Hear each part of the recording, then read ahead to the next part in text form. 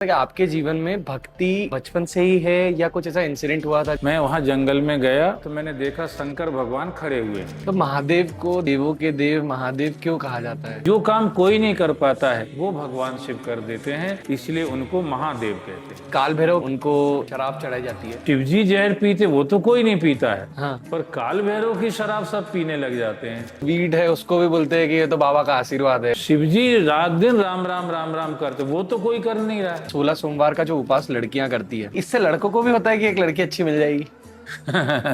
16 सोमवार लड़कियां नहीं लड़के भी कर सकते हैं। उससे भी आसान मैं बता देता हूँ, अच्छी लड़की चाहिए तो। प्रदीप मिश्रा जी, उनका एक कहना है कि एक लोटा जल सारी समस्या का हल। वो उनका अपना अनुभव होगा। प्रेम होता है, वो क्या है? प्रेम का मतलब है स्पिरिचुअल अटैचमेंट। सनातन धर्म से आप क्या समझते हैं? सर्वे भवन्तु सुखिनः सर्वे सन्तु निरामया। सनातन धर्म ही मूल धर्म है। नहीं, पैसों की थोड़ा बताइए, थोड़ा बताओ। लड़के थोड़े खुश हो जाएंगे जो पॉडकास्ट देख रहे होंगे हमारा। अगर कोई भगवान शिव को चढ़ाता है तो शिव जी प्रसन्न होकर के उसको लक्ष्मी देते हैं।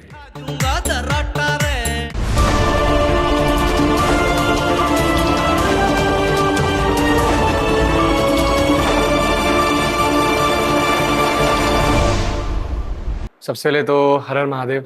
जय श्री महाकाल। जय श्री महाकाल। कैसे हैं आप? एकदम बढ़िया हूँ, महाकाल की कृपा से बहुत अच्छा हूँ। गुरुजी, मैं आपसे ये जानना चाहता था कि आपके जीवन में भक्ति बचपन से ही है या कुछ ऐसा इंसिडेंट हुआ था जिसके कारण आप भक्ति में आ गए?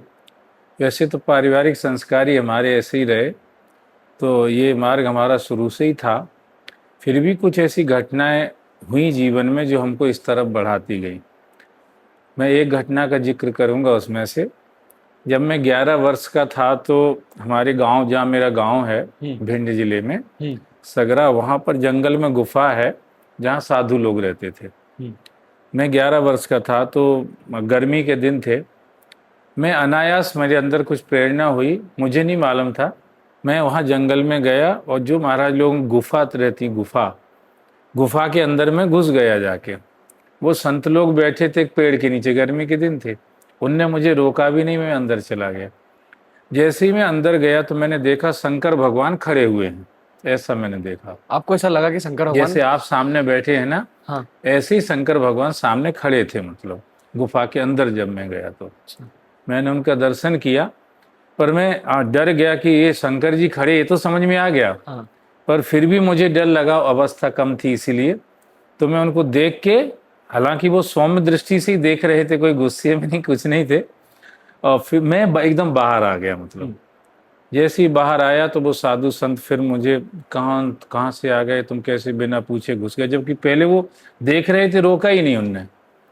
फिर उनने ऐसे कहा, मैंने कहा शंकर जी खड़े हैं उसमें अंदर गुफा में। मैंने ऐसा बोला उनको। कहाँ खड़े शंकर जी? उनको लेके गया तो फिर नहीं दिखे। मैं जब अकेला गया तो ऐसे दिख रहे थे जैसे आप लोग दिख रहे हैं, मीडियम हाइट, गेहुआ कलर था उनका, बागंबर लपटा हुआ था यहाँ घुटने तक का, और एक जटाएं ऐसी उनकी गोल गोल, इस सिर पे ऐसी जैसे आप फोटो में अक्सर देखते हैं वैसी बंधी हुई थी। वो स्वरूप का दर्शन हुआ तो मेरे अंदर एक भरोसा बैठ गया कि भगवान तो है। युग युग लग जाते, जन्म जन्मांतर लग जाते, फिर भी नहीं दर्शन हो पाते, और हमको अनायास बिना किसी प्रयास के इस तरह से दर्शन दिए भगवान ने। तो परमात्मा तो है ही, ये तो बात पक्की है। अब ये जीवन है तो इसको कुछ ना कुछ उनके लिए उपयोग करना चाहिए, ये बात मेरे दिमाग में चलने लगी। फिर मैं धीरे धीरे इस तरफ बढ़ता गया। उस समय आपकी उम्र कितनी थी? 11 वर्ष का था। 11 वर्ष के थे? सिर्फ 11 वर्ष का था। फिर उसके बाद से क्या हुआ? फिर मेरे मन में वो झांकी तो अभी तक भी है वैसी की वैसी। हाँ।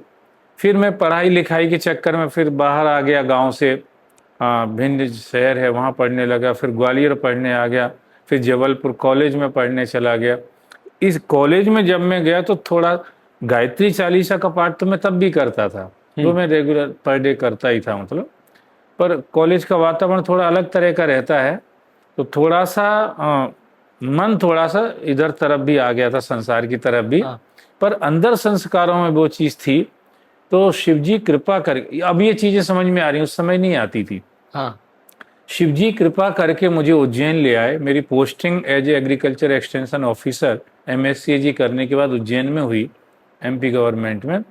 और यहाँ जब मैं आया तो मैं जगह ही ऐसी पहुँच गया रुकने के लिए, रहने के लिए, जहाँ आसपास सब स्पिरिचुअल पर्सनैलिटीज थी मतलब। हम्म। तो फिर वो आग्रह करके, निवेदन करके, विनती करके मुझे ले जाते सत्संग में।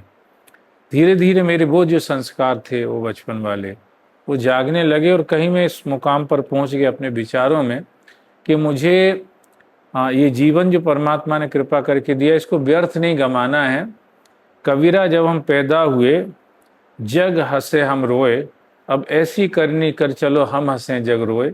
ये बात मेरे मन में चलने लगी, तो मैंने धीरे धीरे सरकारी नौकरी भी छोड़ दी और अब भगवान की सेवा में रहता हूँ। अच्छा, और आप अभी की डेट में जो चीजें चल रही है उसमें सनातन धर्म से आप क्या समझते हैं, और क्या चीजें हैं जो गलतफहमी लोग आज की डेट में लेके चल देखो, रहे हैं मैं अपने बारे में? निष्पक्ष रूप से ये बात कहना चाहूंगा, सनातन धर्म ही वास्तविक धर्म है। बाकी सब तो शाखाएं प्रशाखाएं अपने अपने मत विचार पंथ ये बाद में खड़े हुए हैं। सनातन धर्म ही मूल धर्म है, जिसका मोटा मोटी अगर मतलब निकालेंगे तो जिसमें कोई तनातन नहीं है वही सनातन है। अच्छा। हमेशा टनाटन रहता है वो सनातन है। सर्वे भवन्तु सुखिनः, सर्वे सन्तु निरामया, सर्वे भद्राणि पश्यन्तु मा कश्चित् दुःख भाग भवेत्। ये जो हमारी मूल विचारधारा ऋषियों का उद्घोष है, इससे अच्छा किसके पास है आप बताइए। कोई भी इंसान बिना पूजा पाठ के भी स्पिरिचुअल बन सकता है?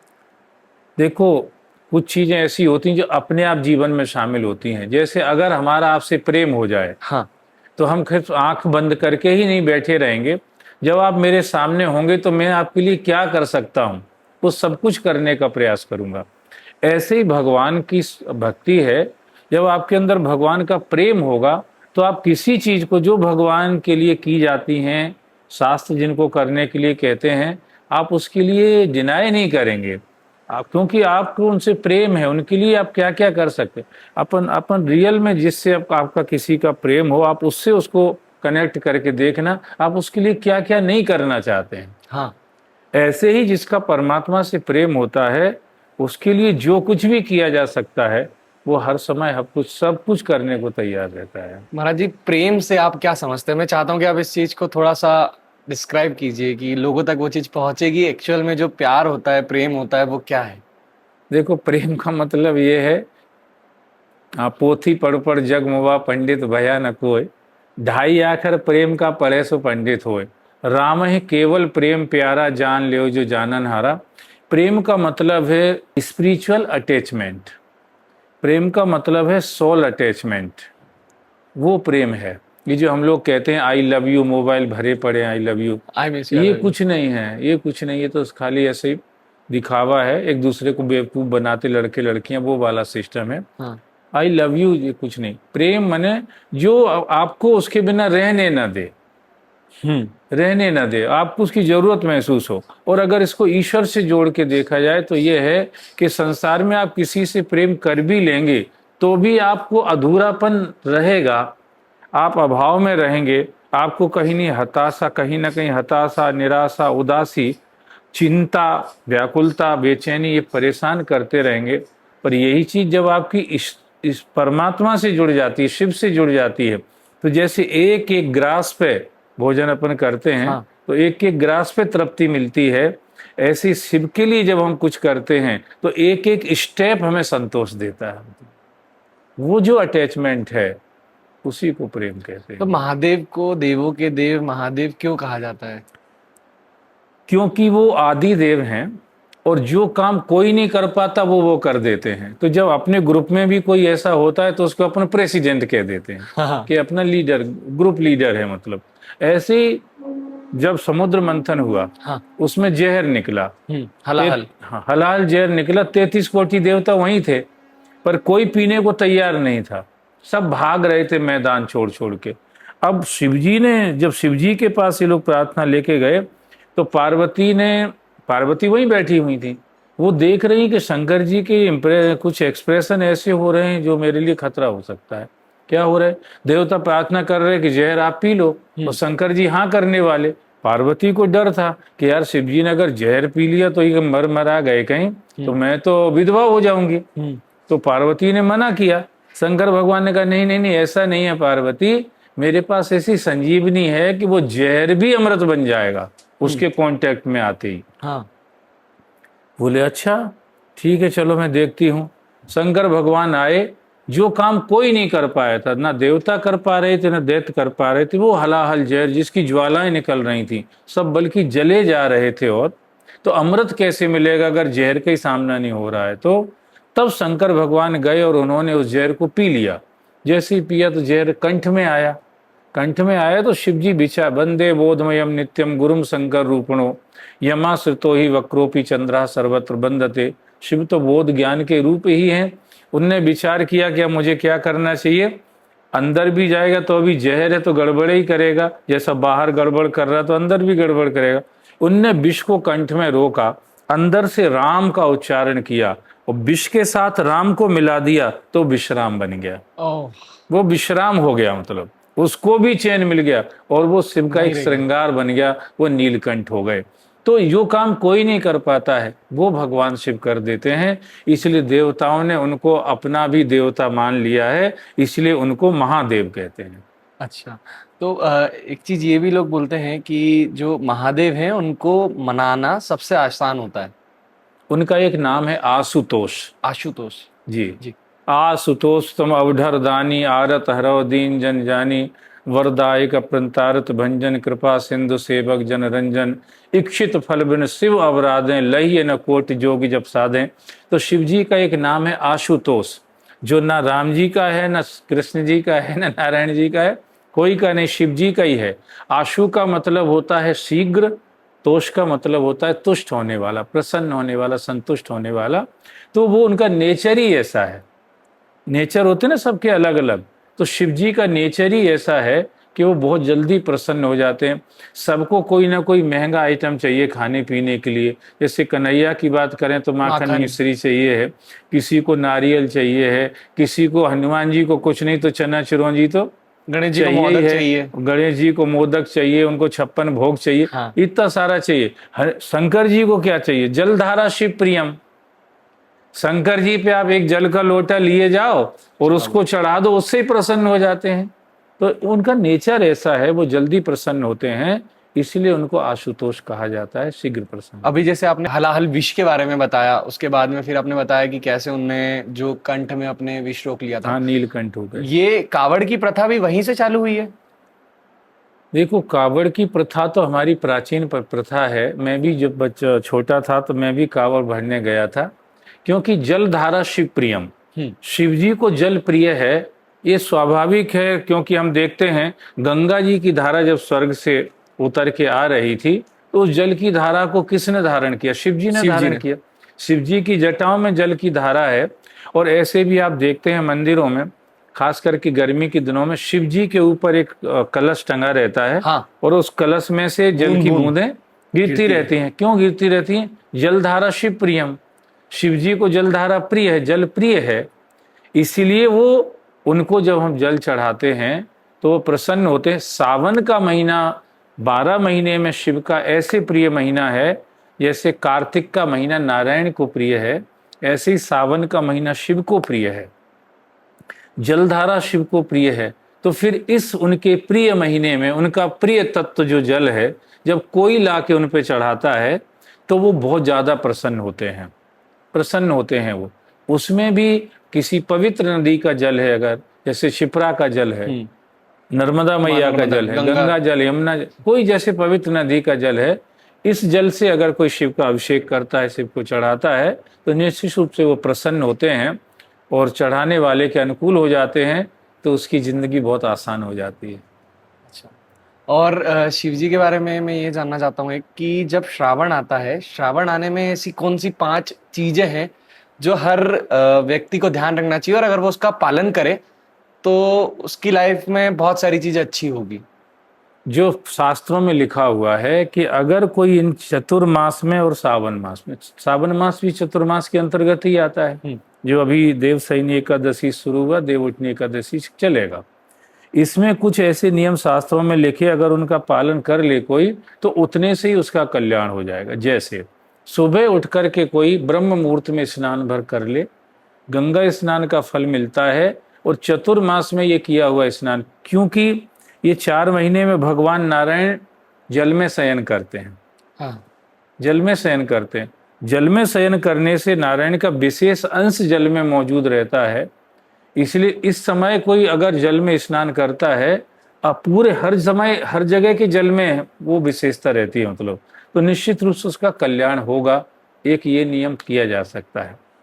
दूसरा ये है कि कोई अगर एक नियम कर ले कि मैं एक ही समय भोजन करूंगा, ये चतुर्मास में सिर्फ एक समय भोजन करने का नियम बना ले, इससे भी भगवान प्रसन्न होते हैं शास्त्र के अनुसार, तो उससे भी उसका मंगल होता है, कल्याण जिसको होता हम है। उपवास बोलते हैं।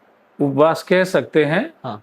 उपवास कह सकते हैं, पर एक समय भोजन की बात मैं कर रहा हूँ। उपवास में कई बार क्या होता है, पूरे समय पूरे दिन ही पूरे कोई दिन भोजन कोई अन्न नहीं ग्रहण करते शाम हैं, को खाता है। पर हमने तो वो कहा कि एक समय भी अगर कोई कर ले हाँ। तो भी उसका कल्याण हो जाएगा।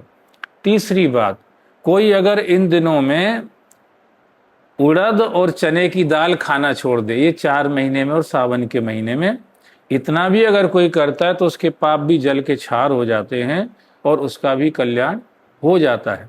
चौथी बात, अगर कोई इस चतुर्मास में और सावन के महीने में ब्रह्मचर्य का पालन करता है, अच्छा। ब्रह्मचर्य पूर्वक रहता है, तो इससे भी परमात्मा प्रसन्न होता है, क्योंकि ब्रह्मचर्य तो सारी साधना की जड़ ही है, हाँ। मूल है। इसीलिए हनुमान जी नैष्ठिक ब्रह्मचारी हैं।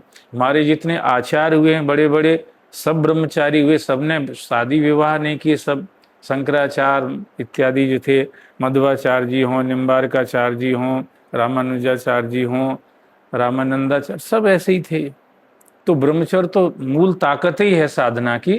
तो अगर कोई सावन के महीने में ब्रह्मचर्य का पालन करके रहता है, उसकी भी आध्यात्मिक यात्रा आगे बढ़ती है, उसका भी कल्याण निश्चित रूप से होता है।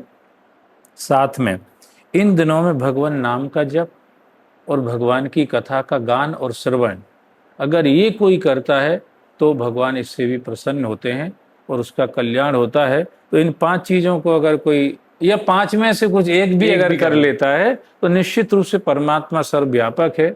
विभुम व्यापकम ब्रह्म वेद स्वरूपम, जो रुद्राष्टकम में आता है, तो निश्चित रूप से उसका कल्याण होना ही है। तो इस तरह से इनमें से जो जिसको ठीक लगे उसके हिसाब से वो करके अपना कल्याण कर सकता है, परमात्मा से अटैच हो सकता है। अच्छा महाराज जी, एक चीज ये भी बोली जाती है कि 16 सोमवार का जो उपास लड़कियां करती है, तो थोड़ा सा फनी मैं बताना पूछना चाहूंगा कि इससे लड़कों को भी होता है कि एक लड़की अच्छी मिल जाएगी। ये सही है, 16 सोमवार लड़कियां नहीं लड़के भी कर सकते हैं। अच्छा। निश्चित रूप से कर सकते हैं। और मैं तो ये कहूंगा इतने कठिन भी क्यों करो, उससे भी आसान मैं बता देता हूँ, अच्छी लड़की चाहिए तो। हाँ बताओ। लड़के थोड़े खुश हो जाएंगे जो पॉडकास्ट देख रहे होंगे हमारा।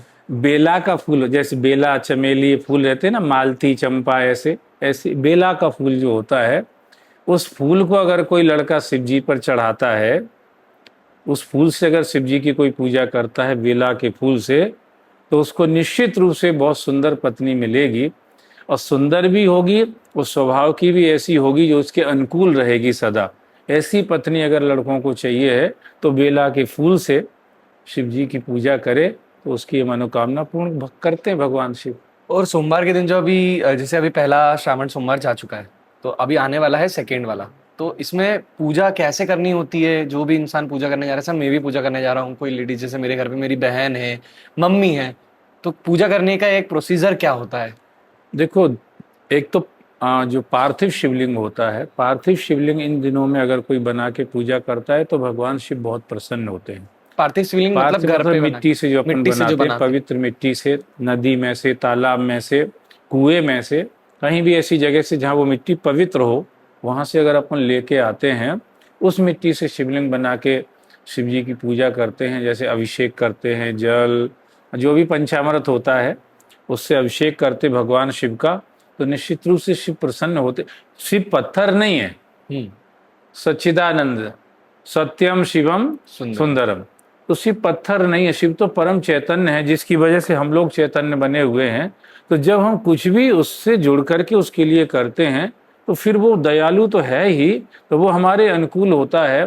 तो इस तरह से इन पंचामृत इत्यादि से जो शिव जी का अभिषेक करता है, निश्चित रूप से शिव जी प्रसन्न होते हैं। खास करके अगर किसी को ये लगता है कि मेरी बुद्धि कमजोर है, तो उसको मिश्री मिश्रित दूध, देसी गाय का, गाय माता का दूध हो, वो उससे अगर शिव जी का अभिषेक करता है तो निश्चित रूप से शिव जी बहुत प्रसन्न होते हैं, उसका बुद्धि बल बढ़ा देते हैं भगवान शंकर। तो ऐसे अलग अलग चीजें हैं, आप किस उद्देश्य से शिव जी की पूजा कर रहे हैं उसकी पूर्ति के लिए आप अलग अलग तरह से पूजा, जैसे किसी को आयु का कि हमारी आयु कम है यार, ये थोड़ी ठीक ठाक रहे तो हम बहुत कुछ करना चाहते हैं, उसको दूर बदल शिव पे चढ़ाना चाहिए, वो शिव पुराण में लिखा हुआ है, उसकी निश्चित रूप से उसकी आयु बढ़ेगी। किसी के जीवन में भोजन की समस्या है, क्या 2 जून की रोटी नहीं मिल रही है, हम और क्या करें, जूही के फूल चढ़ाओ भैया, जूही चावला नहीं, वो मुंबई वाली, वो जूही चावला नहीं, जूही के फूल चढ़ाइए। जूही के फूल आप भगवान शंकर पर चढ़ाते हैं, आपके घर में कभी अन्न की कमी नहीं होगी। अच्छा, अगर आप चाहते हैं कि अब दुनियादारी से मन भर गया है, हमारा तो मोक्ष हो जाए बस। नहीं पैसों की थोड़ा बताइए तो। पैसों में सब परेशान है। पैसे के लिए देखो, लक्ष्मी कमल में वास करती हैं, कमलासन उनका नाम है, कमला नाम है लक्ष्मी जी का। अगर कमल का फूल कोई भगवान शिव को चढ़ाता है तो शिव जी प्रसन्न होकर तो उसको लक्ष्मी देते हैं। कब कब चढ़ाना है, हर सोमवार या डेली? डेली भी चढ़ा सकते हैं, अगर डेली नहीं मिलता है तो सोमवार को चढ़ाने का प्रयास करना चाहिए, वो उनका विशेष दिन है। अच्छा, एक महागुरु जी जो हमारे हैं प्रदीप मिश्रा जी, उनका एक कहना है कि 1 लोटा जल सारी समस्या का हल। इससे आप क्या समझते हैं? नहीं देखो, वो उनका अपना अनुभव होगा भाई, वो ऐसे तो नहीं बोल रहे होंगे। हाँ। अगर वो बोल रहे हैं तो निश्चित रूप से उस बात का भी कोई आधार होगा। तो मैं तो यही कहूंगा, अगर अपन को ये लगता है कि होता है कि नहीं होता तो अपने को करके देखना चाहिए। हाँ। नुकसान तो कुछ है ही नहीं, रिजल्ट जो भी आएगा अच्छा ही आएगा। गुरुजी, जो उज्जैन का महाकाल मंदिर है, उसकी मान्यताओं के बारे में मैं जानना चाहूंगा थोड़ा। महाकाल प्रकट हुए हैं, उसके पीछे एक कारण था। जिस समय यहाँ के ब्राह्मण और भक्त लोग शिव उपासना में लगे रहते थे, तो एक दैत्य था जिसका नाम था दूषण। उसको ये सब सहन नहीं होता था, अच्छा नहीं लगता था, तो उसने उज्जैन पे आक्रमण कर दिया और इनको सबको मारना चाहता था। पर ये ब्राह्मण लोग तो सब शिव के ध्यान में मस्त बैठे हुए थे। जैसे ही वो मारने के लिए पास में आया तो शिव जी को लगा भाई भक्त हमारे भक्ति में लगे हुए, तो उनकी रक्षा हमें करना चाहिए। तो जैसे ही वो मारना चाहता, उसने मारने के लिए हथियार उठाया, उसी समय भयंकर गर्जना हुई और उस भयंकर गर्जना के साथ एक गहरा गड्ढा हो गया जमीन में, और उसी में से शिव जी प्रकट हो गए। ये उज्जैन? हाँ, ये महाकाल जो अपन देखते हैं, हाँ। उसी में से शिव जी प्रकट हो गए। जैसे ही प्रकट हुए तो सबसे पहले उन्होंने दूषण दैत्य का वध कर दिया, उस असुर को मार दिया। और शिव जी अंतर्ध्यान होने वाले थे, उसके पहले उन्होंने कहा, ब्राह्मणों हम तुम्हारी भक्ति से प्रसन्न हैं, तुम हमसे कुछ वरदान मांगो। तो ब्राह्मणों ने शंकर भगवान से प्रार्थना करी, हमारी एक ही प्रार्थना है प्रभु, अब आप आ गए हो तो हमेशा हमेशा के लिए यहीं पर ठहर जाओ। हाँ। शंकर भगवान इस बात से बहुत प्रसन्न हुए और उन्होंने कहा कि अब मैं यहीं पर स्थित हो रहा हूँ एक ज्योतिर्लिंग के रूप में, और यहाँ अब जो भी मेरी पूजा करेगा उसके बड़े से बड़े संकट जो होंगे, परेशानियाँ होंगी, उनको मैं दूर करता रहूँगा। जहाँ मैं विद्यमान हूँ यहाँ से 16 किलोमीटर का जो आसपास का एरिया है, ये पूरा शिव का क्षेत्र होगा। इस क्षेत्र में कोई भी जीव जिसका जन्म होगा या जो रहेगा वो शिवलोक में जाएगा शिव रूप होकर के। ये भगवान शिव ने उस समय इन सबको वरदान दिया और सबकी प्रार्थना से शिव जी सदा सदा के लिए यहीं पर स्थित हो गए। क्योंकि वो सबके लिए काल बना हुआ था दूषण, उसका भी उनने वध कर दिया था, इसीलिए उनका नाम यहाँ पर महाकाल हुआ। महाकाल। और एक काल भैरव के बारे में भी एक चीज बोली जाती है, और ये चीज है भी कि उनको शराब चढ़ाई जाती है, तो ये कैसे, मतलब क्या है इसके पीछे का देखो reason? आज देखो, शंकर जी भी जहर पी लेते हैं, हाँ। है ना? हाँ। तो काल भैरव भी शराब पी लेते हैं। हाँ। इसका मतलब ये है कि बुराइयां सब हमको दे दो, हाँ। और जो अच्छी अच्छी चीजें उनको आप एक्सेप्ट कर लो, ये चाहते हैं भगवान। पर लोग उसके अर्थ गलत लगा लेते हैं। अब शिवजी जहर पीते, वो तो कोई नहीं पीता है। हाँ। पर काल भैरव की शराब सब पीने लग जाते हैं। हाँ। कि वो तो काल भैरव पीते यार, तो अपन भी एक आध पैक तो पी लेते लगा ही सकते हैं। हाँ। इसीलिए पीने लग जाते। जबकि ईश्वर ही चेतना कोई काम करती है, उसका मतलब व्यसन नहीं होता है, उसका मतलब संदेश होता है। वो हमको संदेश देना चाहते हैं कि भैया ये बुराइयां सब हमारे पास छोड़ दो। जैसे आप कथाओं में अक्सर सुनते होंगे, गुरुजन का 7 दिन कथा सुना रहे हैं, आखिरी दिन कहते हैं कि भाई 7 दिन आपने कथा सुनी तो कुछ दक्षिणा तो देना पड़ेगी। तो सबके कान खड़े हो जाते, बोले महाराज जी पता नहीं क्या मांगेंगे। तो फिर वो क्या कहते कि भाई आप अपनी कोई एक बुराई हमको दे दो, अच्छा। निश्चित रूप से कोई एक बुराई दे दो, कोई एक विकार हमको दे दो, कोई एक दोष जो तुम्हारा है वो हमको दे दो, यही हमारी दक्षिणा है ना। तो ऐसे ही ये भगवान जो है, ईश्वर लेवल की जो आत्माएं हैं, ये कह रहे हैं कि भाई ये चीज हमारे पास बनी रहने दो। समर्थ कौनी दोष गुसाई रवि पावक सुसर की नाई। उनके पास शराब भी जाके अमृत बन जाएगी, तुम्हारे पास शराब आएगी तो तुम्हारे लिए जहर बन के आएगी, क्योंकि तुम में उतना पावर नहीं है।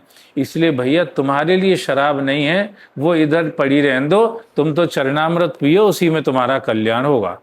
अभी जो रिसेंटली एक चीज हुई है कि उज्जैन का जो गर्भगृह है वहां पे अभी जाना प्रोहिबिटेड हो गया, मतलब वहां पे जाने का मना बोल दिया है। तो अब क्या लगता है आपको, ये चीज सही करी गवर्नमेंट ने? देखो पहले हम भी जब छोटे थे ना, छोटे माने हम 20-25 साल के थे, जब भी हम आराम से मंदिर में जाते थे, दर्शन करते थे, बैठ के प्रणाम करते थे, कोई रोक टोक नहीं थी।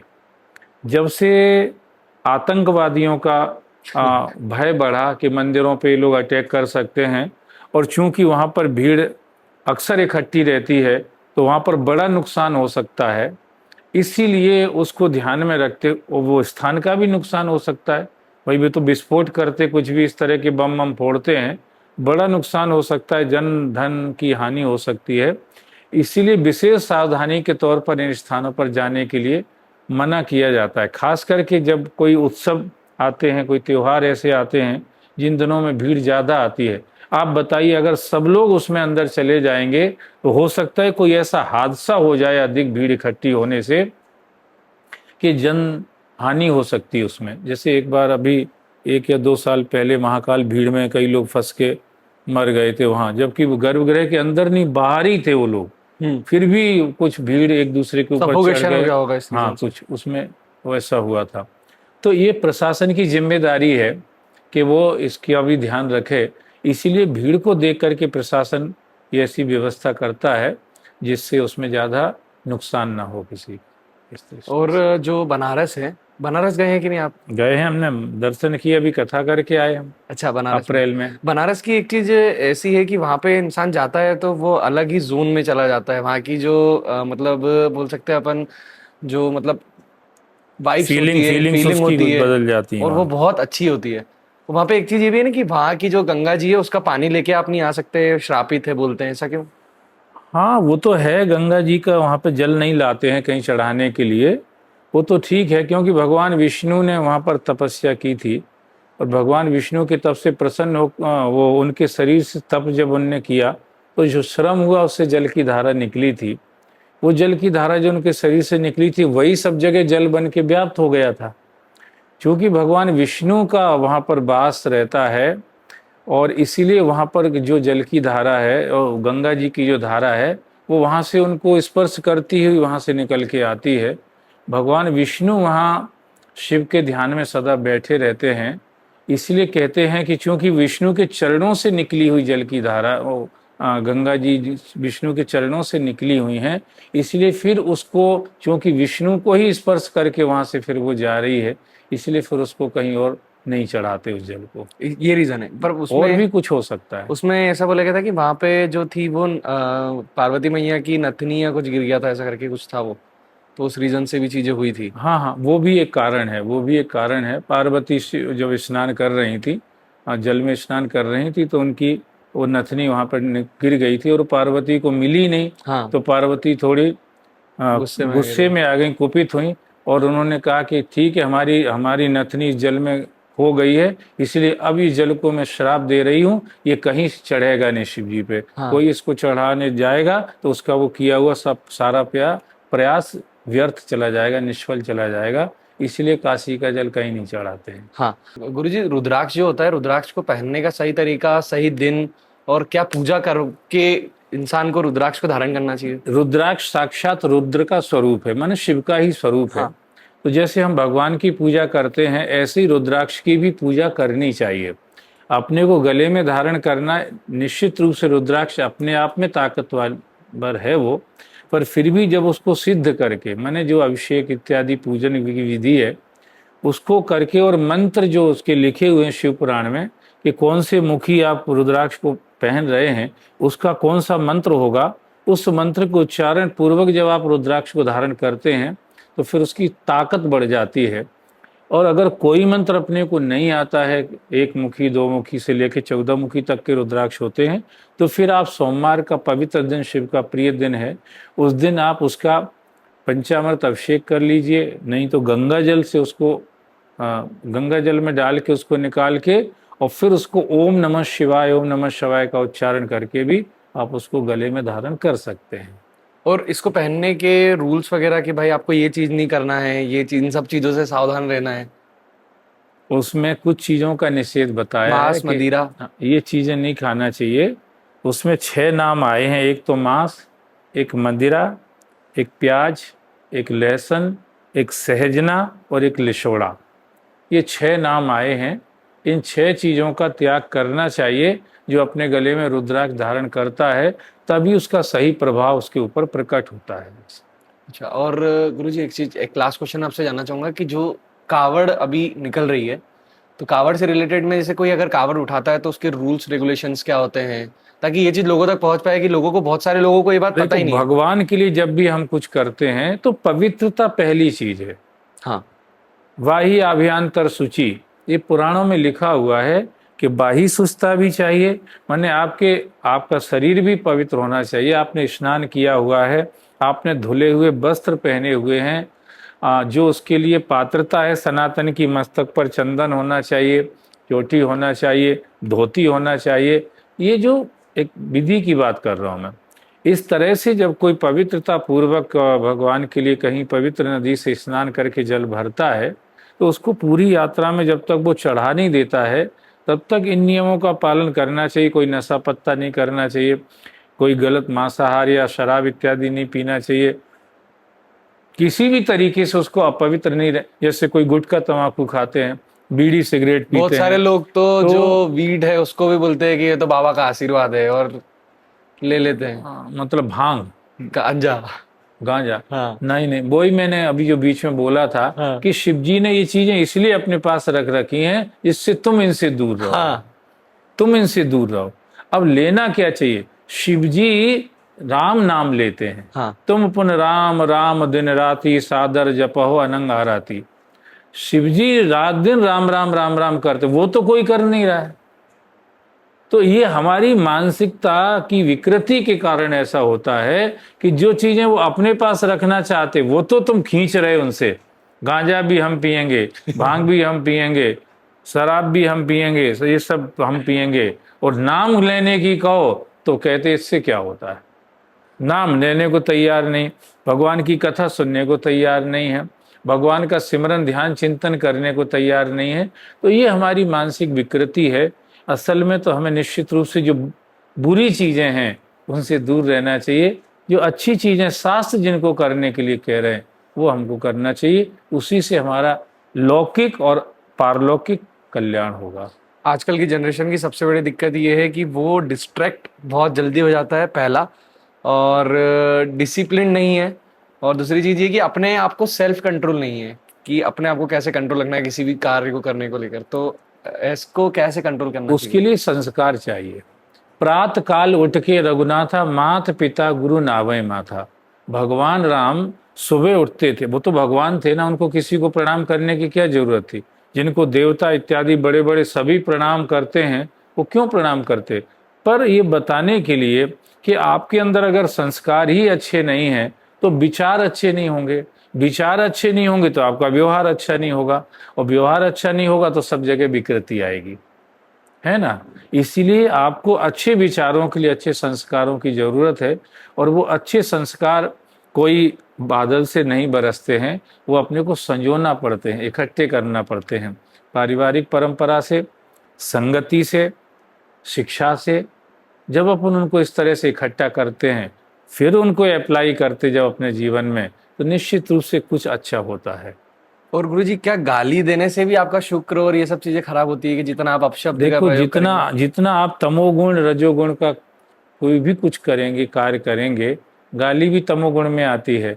तो निश्चित रूप से शरीर की एनर्जी जो होती है वो ज़्यादा लॉस होती है, क्योंकि उस समय आपको ज़्यादा पावर लगाना पड़ता है। आदमी राम राम सीताराम राधे श्याम नमः शिवाय आसानी से बोलता है, पर जब गाली देता है तो एकदम आग बबूला हो जाता है, आंखें लाल कर लेता, चेहरा लाल हो जाता, बड़ी तेजी से चिल्लाता है। तो स्वाभाविक जब आप तेज बोलेंगे तो आपकी एनर्जी ज़्यादा लॉस होगी। आज के यूथ को आप क्या सजेशन देना चाहते हैं, क्या बताना चाहते हैं कि इन सब चीजों से वो दूर रहे और ये सब चीजें लाइफ में इम्प्लीमेंट अगर करेंगे तो they will achieve everything? Art of living कह सकते हैं इसको। आर्ट ऑफ लिविंग, कैसे रहें हम संसार में जिससे जिस उद्देश्य के लिए हम संसार में आए उसकी पूर्ति हो जाए। पहली बात तो है कि अधिकांश लोगों को ये पता ही नहीं कि हम संसार में आए क्यों हैं, मनुष्य जीवन हमको क्यों मिला है, ये पता ही नहीं है लोगों को। पहले तो हमें इन चीज़ों को समझना पड़ेगा, जानना पड़ेगा, और इसके लिए कहीं ना कहीं हमको किसी स्पिरिचुअल मास्टर से, इसकी फिजिक्स का मास्टर काम नहीं करेगा इसमें, chemistry, mathematics, zoology, botany, psychology, morphology, physiology, ये वाला मास्टर काम नहीं करेगा। यहाँ स्पिरिचुअल मास्टर चाहिए है जो आपको आपके जीवन का असल उद्देश्य क्या है उससे आपको अवगत करा सके। जब आप उससे अवगत होंगे तभी आपका प्रिपरेशन ऐसा हो सकता है कि आप अपने जीवन को सफल कर सकते हैं। और ये बात यूनिवर्सल है, कोई भी इसको अपने जीवन में अप्लाई करेगा तो उसको लाभ होगा।